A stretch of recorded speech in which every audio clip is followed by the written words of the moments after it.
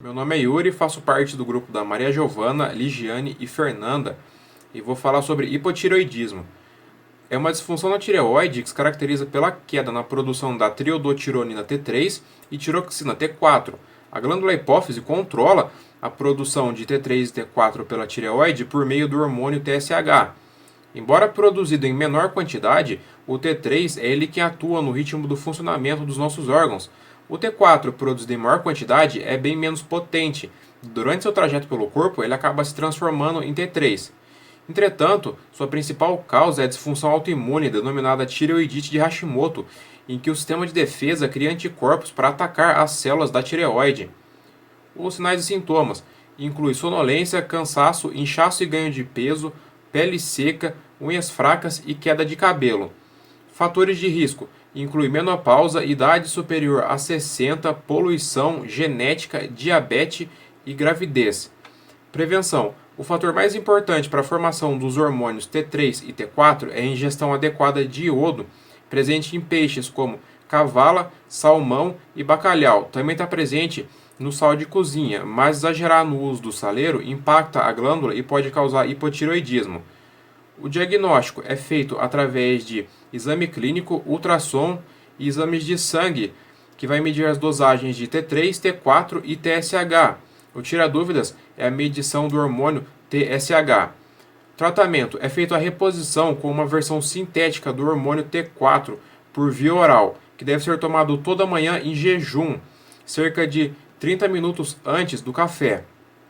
Em geral, o tratamento para hipotireoidismo deve ser feito por toda a vida. As informações que eu peguei, o link vai estar no final do trabalho. E essa foi a minha apresentação. Boa noite, gente. Meu nome é Fernanda. Eu faço parte do grupo 4 e eu vou falar sobre o hipertireoidismo. Antes de eu explicar o que é o hipertireoidismo, eu vou falar do que é a tireoide e como que ela funciona. A tireoide, ela é uma glândula localizada na parte anterior do pescoço. Ela tem um formato de borboleta e ela produz hormônios. O hormônio T3, que é chamado de triodotironina, e o T4, que é a tiroxina. A tireoide ela é controlada por uma pequena glândula no nosso cérebro chamada hipófise. A hipófise ela produz o hormônio estimulante da tireoide, que é o TSH. O TSH ele vai induzir a tireoide na produção do hormônio T3 e T4.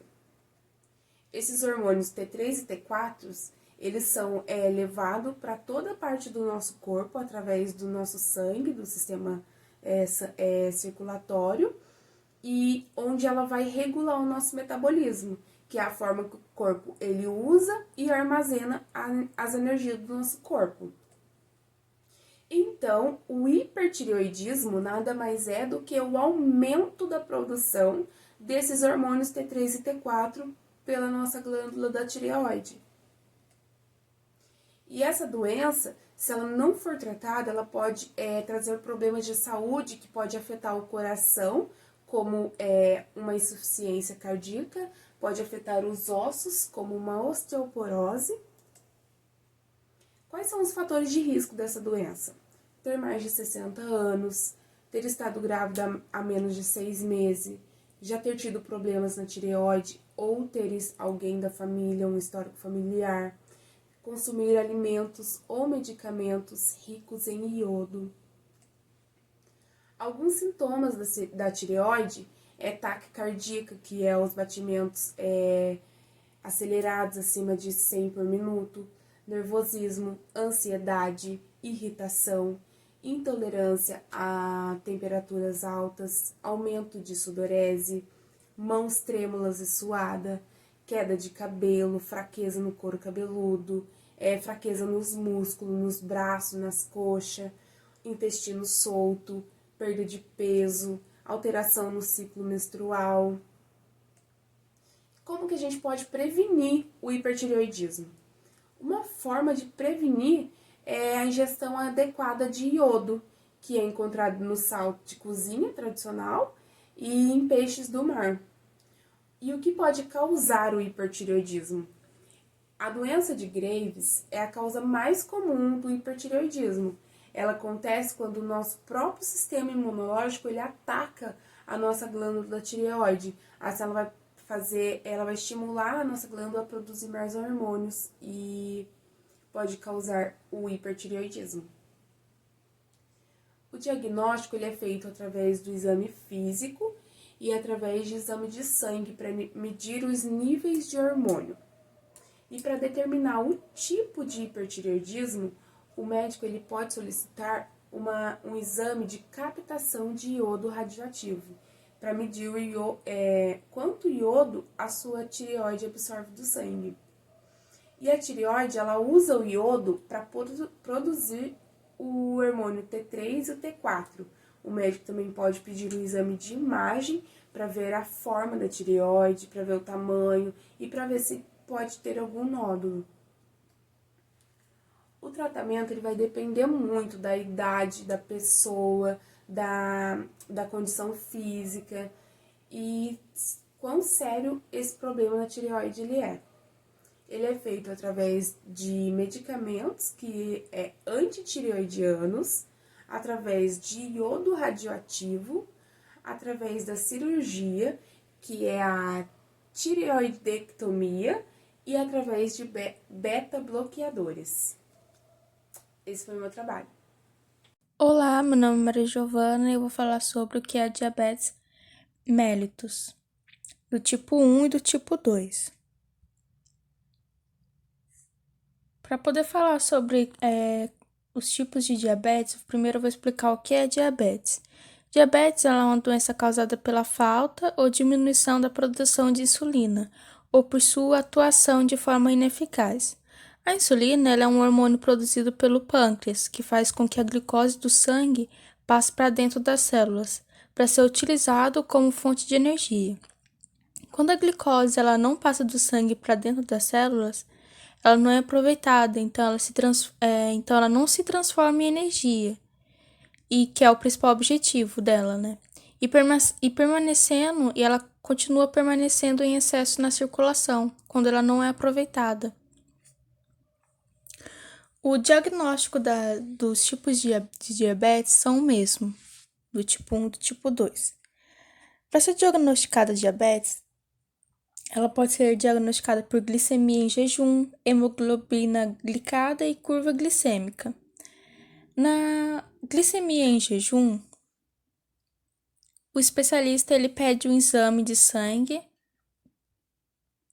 que mede a glicemia, o nível de açúcar no sangue. O teste é feito em jejum, como o próprio nome já diz, e se o resultado dá igual ou acima de 126 mg por decilitro, 2 vezes seguidas, a pessoa é considerada diabética. Também tem a curva glicêmica, que é o teste oral de tolerância à glicose, e ele é parecido com o primeiro, só que 2 horas antes da retirada da amostra sanguínea, o paciente ele toma um copo de água com a solução açucarada e depois de 30 minutos o método é refeito. Se a análise indicar o valor de 200 mg por decilitro, a doença está comprovada. E também tem a hemoglobina glicada, que estima a concentração de açúcar nos vasos sanguíneos nos últimos 3 meses do paciente. Então, a hemoglobina glicada ela vai estimar, né, qual o valor de açúcar no sangue dos vasos sanguíneos nos últimos 3 meses desse paciente que está com suspeita, para saber, né, se está com diabetes ou não. O diabetes tipo 1. No diabetes tipo 1, ele ocorre devido à destruição de células do pâncreas, produtores de insulina. Com isso, o organismo ele deixa de produzir ou ele produz em pequena quantidade a insulina. Esse tipo de diabetes ele é mais frequente em crianças e jovens e ele é tratado com a aplicação de insulina, que é mais eficaz, né? Que é o próprio hormônio. Aqui no slide eu acabei colocando que em algumas exceções que alguns medicamentos podem ser usados, como o glifage e a metformina. Mas nesse tipo de diabetes, o que é mais eficaz mesmo é a insulina mesmo, as injeções. Sintomas. Os sintomas do tipo 1 e do tipo 2 são bem parecidos. Tem a poliúria, que é a produção grande de urina. A polifagia, que é comer em excesso. A polidipsia, que é a ingestão excessiva de água, muita sede. Alterações visuais, que a pessoa ela começa a ver borrões, ela vê embaçado. A fraqueza e o emagrecimento. Agora, a diabetes tipo 2. A diabetes tipo 2 ela é caracterizada pela produção insuficiente de insulina ou por defeito na sua ação. Na maioria dos casos, as células do organismo dos pacientes também não absorvem a insulina produzida pelo pâncreas. Grande parte dos pacientes é tratada com medicamentos e, em alguns casos, é necessário aplicação de insulina, mas raramente. E exercícios físicos e uma boa alimentação. Porque no caso do diabetes tipo 2, o fator de risco mesmo é obesidade, sedentarismo, que é que ajuda mais a causar o diabetes tipo 2, que é o que é mais que geralmente as pessoas têm o diabetes tipo 2 também. Sintomas: poliúria, polifagia, polidipsia, formigamento nos pés, alterações visuais, aumento de peso e obesidade. Fatores de risco: excesso de peso e sedentarismo, que no caso é o diabetes do tipo 2, hipertensão arterial, parentes com diabetes, que é a hereditariedade, idade igual ou maior que 45 anos. Quais são as consequências da diabetes? As complicações que a diabetes pode trazer para o paciente: acidente vascular cerebral, retinopatia, que são os danos nos vasos sanguíneos, no tecido da parte traseira do olho, que é a retina, que é a parte responsável pela formação das imagens enviadas para o cérebro. Então, o paciente ele vai ver embaçado, não vai conseguir ver nitidamente e pode causar cegueira, ataque cardíaco, danos permanentes aos rins, dificuldade de cicatrização, que pode causar também o pé diabético e pode demorar a cicatrizar quando ele tiver alguma ferida, algum machucado. A neuropatia periférica, que é a fraqueza, a dormência nos nervos, que é normalmente nas mãos ou nos pés. E também eu fiz um resumo sobre a diferença entre a diabetes tipo 1 e tipo 2, que ajuda a diferenciar as duas e ajuda a entender melhor um pouco sobre as duas. A tipo 1 ela é diagnosticada na infância. Ela é uma doença autoimune e ela não está associada ao excesso de peso. Então, ela é uma doença autoimune, ou seja, os nossos anticorpos, eles atacam o pâncreas, que produz a insulina, e como se o pâncreas ele tivesse atingindo o nosso corpo, como se ele estivesse fazendo mal para o nosso corpo. E outra diferença, ela é tratada com infecções, com injeções de insulina, que é o método de tratamento. O diabetes tipo 2, o mais comum é aparecer em adultos, então geralmente é descoberta mais tarde, em adultos acima de 45 anos. O corpo ele passa a ter resistência à insulina, então não vai adiantar muito fazer fazer a aplicação de insulina, né, da injeção, porque o corpo ele vai, com o passar do tempo, ele vai ter a resistência. E mesmo com o fator genético, está bastante associado ao excesso de peso. E dependendo do caso, pode ser usado medicamentos, pode ser usado medicamentos. Mas nesse tipo, é bem... O que se mais deve fazer é uma boa alimentação, exercícios físicos e medicamentos. Aí o médico que vai orientar.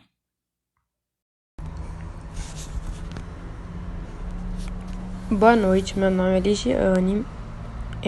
Eu vou dar continuidade do trabalho do meu grupo e vou falar sobre a diabetes gestacional.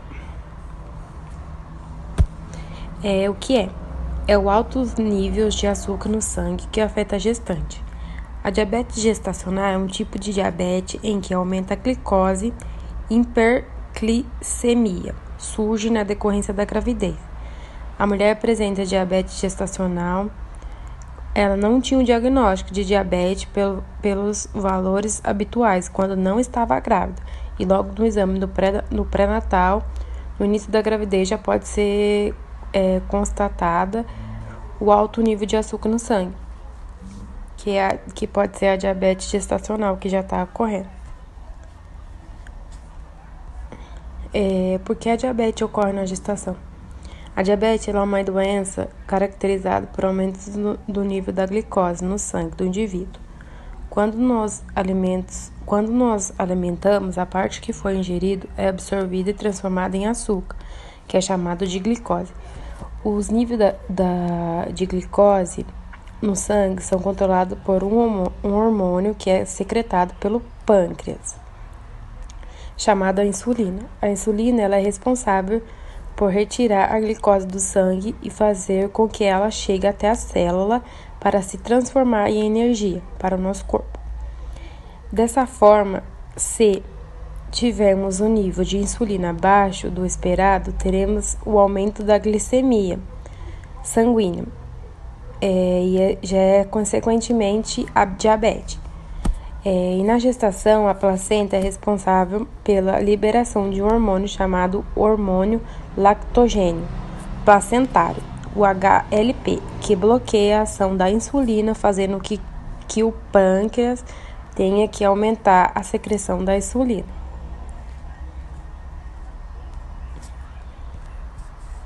Quem pode ter? Qualquer gestante, mas é mais comum em quem tem histórico familiar de diabética.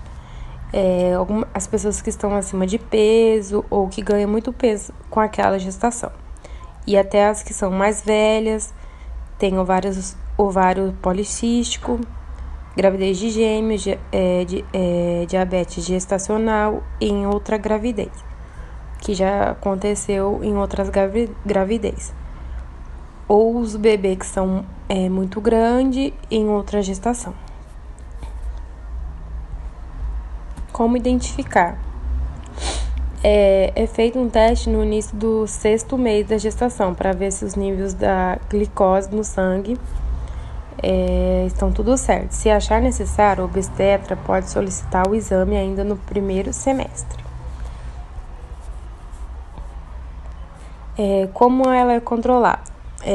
Com dietas e diminuição de ingestão de açúcares e gordura, além de atividade física, quando é permitido. Claro, quando o obstetra permite que a grávida faça exercício. Cerca de 20% das mulheres precisam do tratamento com insulina, que não causa nenhum mal ao bebê. Quais são os riscos para a mãe? Se não controlada, a diabetes gestacional aumenta o risco de hipertensão, eclepsia e do surgimento de diabetes depois da gravidez. Alguns riscos para o bebê. Ele pode ganhar muito peso, do que é chamado de macrosomia fatal, e nascer prematuro também, além de ter maior risco de obesidade e diabetes quando ele estiver adulto. E também vou falar de alguns fatores de risco. Gestação em idade mais avançada, ganho de peso excessivo na gravidez, pressão alta, triglicerídeo alto, colesterol alto, sobrepeso ou obesidade, síndrome de ovário policístico, histórico familiar de diabetes, gravidez de gêmeos, diabetes de gestação interiores. Alguns sinais, os sinais e sintomas são a sede constante, vontade frequente de urinar e cansaço. A prevenção.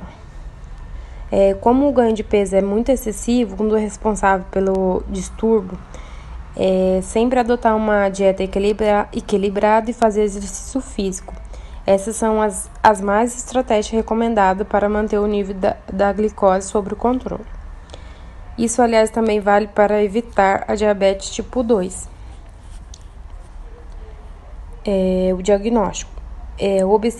O obstetra, o médico que acompanha a gravidez, levanta o histórico familiar e se informa sobre a rotina e o peso da mulher.